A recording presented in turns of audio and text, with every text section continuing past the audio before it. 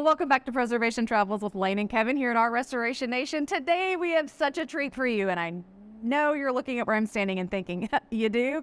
But we do, I promise. I am so lucky to be here with Carter Burns, the Executive Director of the Historic Natchez Foundation. We talk to you all the time about H&F, how much we love it, what an incredible organization it is to work with, and I'm sure to work for. And Carter is here with me in this incredible Prentiss Club, this beautiful Beaux Arts building that needs a savior. So I've lugged him along with me so he can tell you what he sees as the future of the Prentiss Club. So thank you so much, Carter. Yes. I appreciate you being with us. I'd love for you just to tell us about the building, its history, and then what you see for its future. The Prentiss Club was built in 1905 as a private men's club, and then it became a Masonic lodge in the 1920s. And then in the 1970s, the bank next door actually purchased it, and they were going to tear it down for a drive-through. But the Historic Natchez Foundation stepped in and were able to find a buyer at that time who restored the building, and then it was used as various things. It was a restaurant. There was a popular bar in the basement for many years. It was a residence, an event venue. So there's a lot of options here. It had just sold again to new owners in 2018 when, sadly, it had a large fire. Pretty massive. And the fire started in the basement and went all the way up to the attic, and it burned through the roof structure completely, and that all collapsed onto the second floor. But fortunately, the building was still structurally sound and was able to be saved. So the building was donated to the foundation at that time.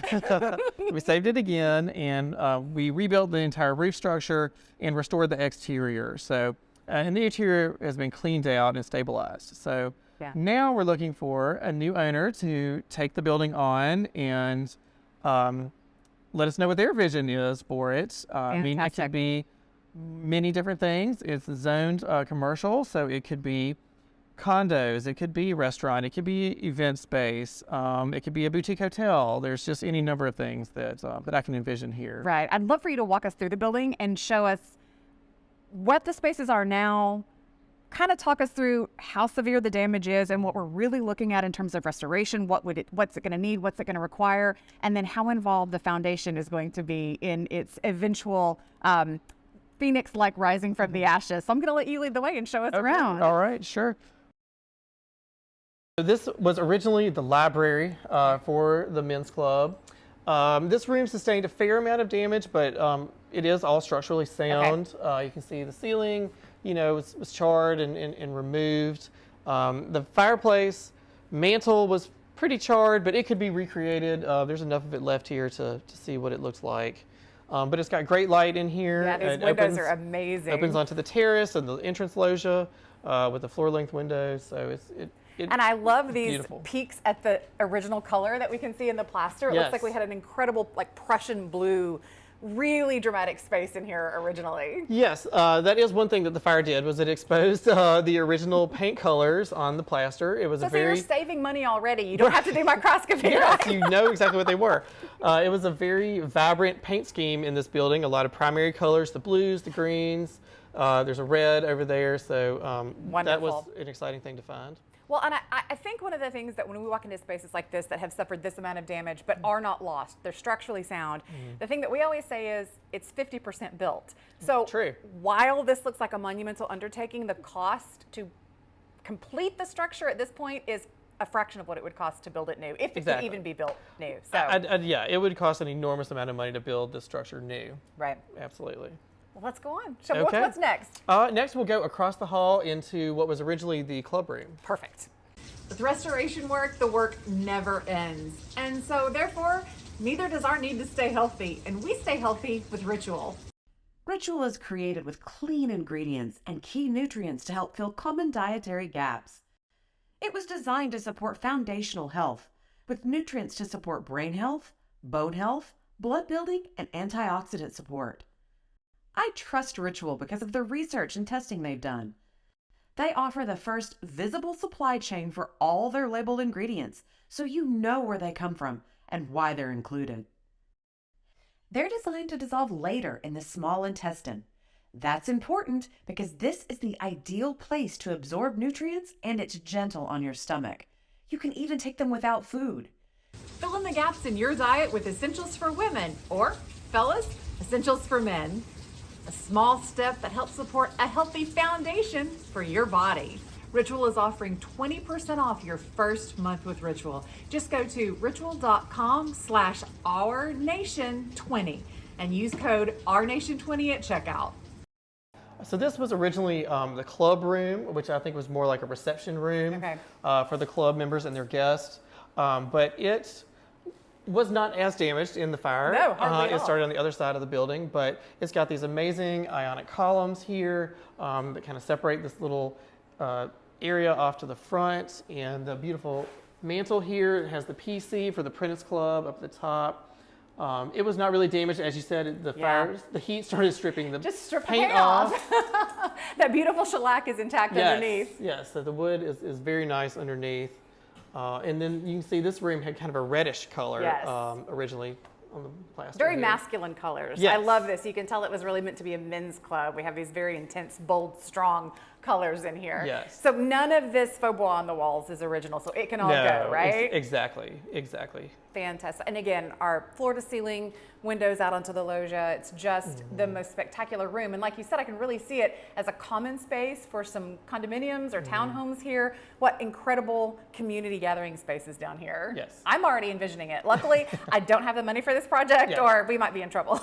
Well, and it's in a great location downtown on the corner of Pearl and Jefferson, so you can really walk to everything. The river is right there. Main Street is a block away. I mean, it's restaurants, everything you want is right here. Couldn't be a better location in the city, really, truly. All right, so where are we going next? Okay, so next we'll go back here to what was the billiard room. This room originally was a large billiard room. They must have had several billiard tables in here. Most recently, it was used as an enormous dining room. But at some point, the plaster was removed from the walls here. Of course, we would want that to be put back on during a restoration to have the original finishes like they were. But this is a great tax credit project, and the Historic Natchez Foundation will complete the paperwork for those tax credits. Literally priceless. I think you're the only people I know that actually will do the paperwork for you. So wonderful. Can you explain to the viewers, we talk about it on Instagram a lot, but we really haven't talked on YouTube about the benefit of the tax credit. And I think for a lot of people, the concept is very confusing. They don't understand the difference between federal and state, and then how much on the dollar do you get. So can you kind of give us, I know you could probably talk about that for an hour, but just like a little brief synopsis of the benefit of tax credits. Yes. So the way the tax credit system works is there are two levels. There's federal and state. And in Mississippi, the state is 25% and the federal is 20%. So if you spend the adjusted basis on your building doing a project, you can get 45% back of your project cost as tax credits. For approved improvements, correct? Exactly. They're not like your drapes aren't included in that. They're not. And there are guidelines to follow, but they're very simple to follow. It's the Secretary of Interior standards that I'm sure y'all talk about all the time. And we can help guide people, with that process and with the guidelines. But it really does help make the projects affordable. And I understand that you can either use those tax credits on your taxes, or in many states they can be sold. Can they be sold here in Mississippi? They can be sold, and then also the Mississippi State credit has an option to get a rebate instead of the credit, which is one that a lot of people have been choosing because a lot of people don't have that large of a state tax liability. And so you get 75% of what your credit would be. You do the rebate, which is just cash in your pocket. Yeah, love it. Nice. Love it. So we preach tax credits all the time. In Natchez, Mississippi, you have a staff on hand ready to help you with that. So do it.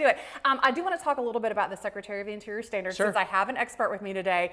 I know a lot of people are going to come into this room and they're going to see this beautiful brickwork and they're going to say, I want to leave the brick exposed. We preach against that all the time, but I would love for you to explain why that is not a highest and best use, either for the homeowner, for the material itself, or for the historic structure. Sure. So exposed brick did not become a trend in interior design until the mid 20th century. So this brick was always meant to be covered in plaster. In fact, you can see the wooden nailers in the wall where the lath would have been attached originally. And so when you restore a building for tax credits and use the Secretary of Interior standards, they want you to go back to what the original finish of the property was and don't want it to have a finish that it historically never had, which is what the exposed brick would be. And people want to seal historic brick because it's messy when you have his very exposed brick messy. in your house and the mortar crumbles because that's what it's supposed to do. It's the sacrificial material. Right. And when you seal it, that traps the moisture in the wall and that just creates other problems. So really the best thing to do is to just, and it doesn't have to be plaster. You can go back with sheetrock and cover it.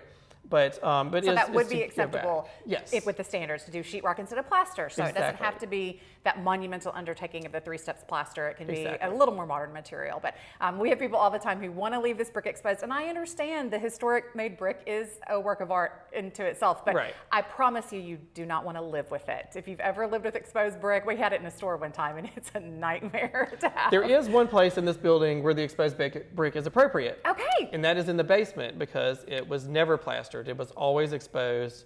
And so that is an appropriate treatment there. Fantastic. You want to show me the basement? Yes. Let's take a go. look. This space is spectacular, Carter. I think I would just be down here all the time. What was this? What did this begin its life as? So this space is the basement, and it was originally where the bowling alley and the shooting range Shooting range. and the kitchen were for the men's club. Okay. And men's clubs were popular in the early 20th century because Prohibition was going on, and so they Okay. needed places to gather and, hang out. Yes, very innocently, I'm Very sure. innocently, yes. This later became a bar down here, and Okay. you see they had tables in between these great brick arches are that go just all the way phenomenal. down. And so, so this is the area where the brick was meant to be exposed. Perfect. So it's perfectly acceptable to leave this brick the And way it is.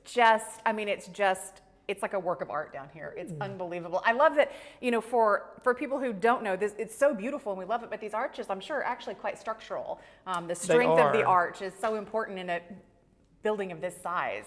Yes, because these arches actually separate where the building stops and the terrace begins. Okay. And so they are structural and they're holding up. The all- outside wall of the Yes. building, basically. Right. Right. Well, so they're even more beautiful than we thought that they were. Wonderful. Are there more spaces for us to see? Yes, there are. We can go up to the ballroom. Oh, my favorite. All right, let's do that.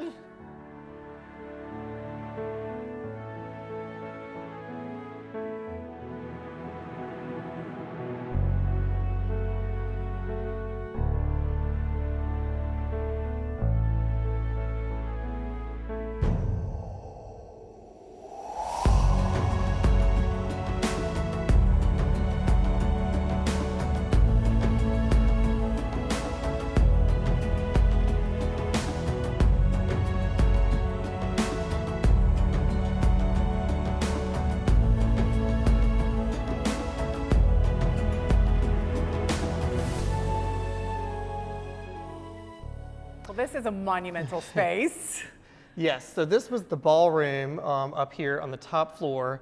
And you can see this is where the roof burned and the collapsed onto the floor in here. And so we rebuilt the entire roof structure, but it's got these amazing windows with these arches on the top with the stained glass Gorgeous. overlooking Pearl Street. There's a side loggia over here. You can see the original paint colors again with that bright blue. So I see a bow and swag detail at the top. Is that original to the room? Is that something that would be replicated, or is that something that was later added and has melted away? That was because it should have. a later addition Okay. that melted away. So we just ignore that. All right. Yes, just like these Corinthian columns around the doors, all of that is later and would need to Would be appropriate removed. to remove. Yes, Okay. And I yes. do want to mention, we usually don't talk dollars and cents on the show, but I think it's important for everybody to know that this is nearly a $400,000 roof structure that's been put on top of the Right. Prentiss Club to protect not only protect the interior of the building, but to preserve the profile of the building. So it's the original shape the building continues to look like it did Yes. from 1905. Exactly. The original roof was tile. That was going to be too expensive for us to go back with. So we did an asphalt shingle Okay. with tiles on the ridges, so it has the appearance of tile. But the joists are strong enough that if somebody ever wanted to put tile in the future, then they could do that. 'Cause you know me, I'm a purist. I would want that tile back again as soon as possible. Yes. Maybe like air conditioning first, but I would love to have that tile Right. back. The stained glass in here, or the art glass, I guess, is absolutely exquisite. I can't believe how much is extant after a fire, after exposure to the elements, after Right. 120 years. It's just beautiful. We had to replace a few pieces, but not very many. Stunning. And this area up above the doors was actually the orchestra balcony, so that's where the orchestra would sit for events here in the ballroom. So that could be reopened again and Wonderful. and used.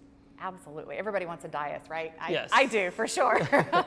Well, thank you so much, Carter. This has been incredible to have the opportunity to talk to you, to share you and your knowledge with our audience, and to share the Prentiss Club with our audience for somebody who's really looking for an incredible project. Can you go over for us the process? This is a bid process. It is.